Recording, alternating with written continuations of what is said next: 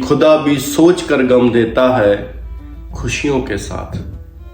खुदा भी सोच कर गम देता है खुशियों के साथ। अगर आसानियां हो तो जीना दुश्वार हो जाए। जिंदगी आसान नहीं है, बहुत ही मुश्किल है, पर मेरे सतगुरु ने मुश्किल को आसान कर दिया।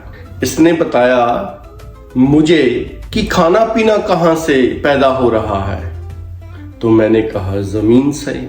इसने मुझसे पूछा कि जो सोना है, हीरे हैं, मोती हैं, वो कहां से आ रहे हैं, तो मैंने कहा जमीन से। इसने मुझसे पूछा कि जो पेट्रोल है, डीजल है, या और कई खनिज पदार्थ हैं, वो कहां से आ रहे हैं, तो मैंने स्वाभाविक ही कहा कि जमीन से। जब इतना कुछ जमीन से पैदा हो रहा है, जमीन से निकल रहा है, तो जमीन कहां है, तो मैंने कहा मेरे पांव के नीचे। यही बताना चाहता है मेरा सतगुरु, यही बताना चाहता है कि जिसमें से इतना कुछ निकल रहा है, इतने पदार्थ निकल रहे हैं, इतना खाना पीना निकल रहा है, हमारी जिंदगी को जीने के लिए कितने साधन निकल रहे हैं इस जमीन से। इसने मुझे बताया कि वो जमीन तुम्हारे पांव के नीचे है, पांव के नीचे है वो जमीन तुम्हारे। तो फिर मिट्टी से वो क्वेश्चन पूछा, जैसे इसने मुझसे क्वेश्चन पूछे, मेरे सतगुरु ने मिट्टी से भी क्वेश्चन पूछा कि या मिट्टी, तुम में से इतने इतने अच्छे पदार्थ, खाना पीना, हमारी जिंदगी के साधन कैसे निकल रहे हैं, इतना कुछ तुम समाये बैठी हो अपने अंदर, ये कैसे संभव है?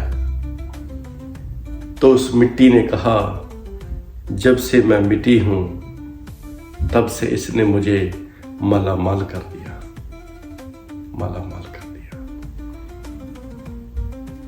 और मेरे सतगुरु ने बताया कि जो मालामाल है, जो भरपूर है खुशियों के साथ, वो तुम्हारे पांव के नीचे है, पांव के नीचे है।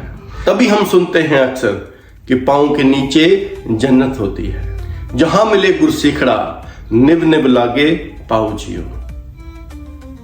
श्री गुरु ग्रंथ साहब जी में भी लिखा है कि जहां कोई ऐसा गुरसिख मिल जाए, गुरु का प्यारा मिल जाए, उसके पांव को पकड़ ले, उसके पांव शिव, क्योंकि पांव में इतनी ताकत होती है, इतना आशीर्वाद, इतना प्यार होता है, तुम्हें माला माल कर देगा, दुनियावी सुखों से भी और आध्यात्मिक सुखों से भी।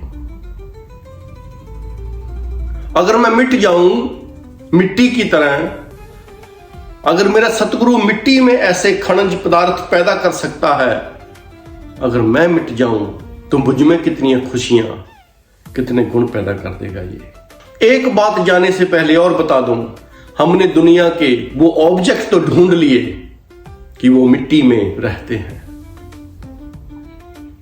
और मिट्टी और वो जमीन मेरे पांव के नीचे है। पर जिसने मिट्टी बनाई, जिसने ये कायनात बनाई, जिसने ये पांव बनाए, उसको भी जाना जा सकता है, उसको भी देखा जा सकता है, अगर तू सतगुरु के पांव पकड़ ले।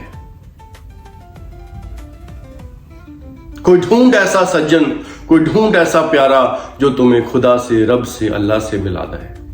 कोई मिल ऐसे प्यारे से जो इस रब को जानता हो और तुम्हें जना दे। सतगुरु ही होते हैं दुनिया में जो इस परमात्मा को जना सकते हैं। इसलिए हमको ऐसे सज्जन को, ऐसे सतगुरु को ढूंढना है जो खुद इस रब को जानता हो और हमको जना सके। गुरु की पहचान दी गई है श्री गुरु ग्रंथ साहब जी में, पूरे गुर की ए निशानी, पार ब्रह्म निकट कर जानी। ऐसी निशानी है उस सतगुरु की जो पार ब्रह्म, जो दूर समझते हैं लोग, वो उसे नजदीक करके दिखा दे, तुम्हें दिखा दे। भाग हुआ गुरसंत मिलाया, प्रभ अविनाशी कर मैं पाया। मैंने घर में ही पा लिया वो परमात्मा जो लोग बाहर गुफाओं में, पहाड़ों में, जंगलों में कोई ऐसी तपस्याओं में ढूंढ रहे हैं उस परमात्मा को, मैंने वो घर में ही पा लिया अपने सतगुरु की रहमतों से। चाहत चाहिए। कौन कहता है भगवान नहीं मिलता? कौन कहता है भगवान नहीं मिलता? भगवान तो मिलता है, चाहवान नहीं मिलता। हम भाग्यशाली हैं, मैं भाग्यशाली हूं, मुझे ऐसा सतगुरु मिला है माता सुदीक्षा जी के भेष में,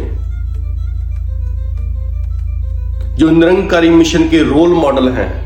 उनसे वो आशीर्वाद मिला है जिससे मैं परमात्मा को जान सका हूं, देख सका हूं। जे सिर दित्तियां शौ मिले तामी सस्ता जान।